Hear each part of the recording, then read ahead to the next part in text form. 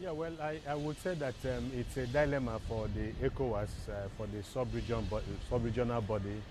Obviously, they have very little maneuverability over the situation. Um, but it's not as if the junta does not need the approval of ECOWAS, or does not need, to be on the good books of ECOWAS. I think they do that, but I think they do. But I think what is happening is you're looking at the political ambitions, personal ambitions of certain junta members, and then, which they have taken above the ambition of what should be the ambition of the nation moving forward. So obviously, ECOWAS is displeased with them, and ECOWAS has taken certain moves against them.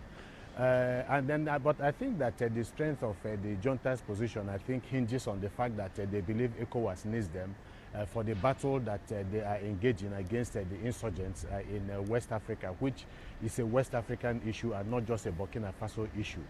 So I think that in as much as they know that they have defied the ECOWAS, but they are hoping for some level of accommodation with the ECOWAS.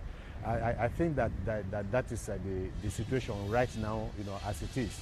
They know it is not in their best interest to defy the ECOWAS continually, but are looking for some middle point, and we hope that they will be able to find that middle point between satiating their personal ambition, the ambition of what should be the ambition of Burkina Faso as a country, and then the general attitude of the rest of West Africa with regards to the coup that took place in Burkina Faso.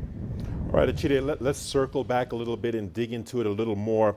Achito, ECOWAS has threatened more sanctions for Burkina Faso if it failed to meet the April 25th deadline. Do you think these sanctions will put enough pressure on the junta, and what other options do you think ECOWAS has?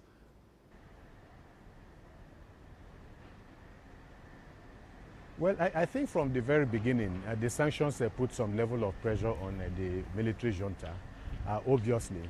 And again, the application of more sanctions will be problematic. Look, we know from history that sanctions do not exactly remove governments in place. If you look at what has happened, the kind of sanctions, even at the level, of the United Nations sanction in, Iraq, sanction in other, parts of other countries in the world, they have not exactly succeeded. The Cuban sanction, for instance, by the United States, they've not exactly succeeded in removing these regimes, but they have caused incalculable problems, social, political problems for those regimes in their countries.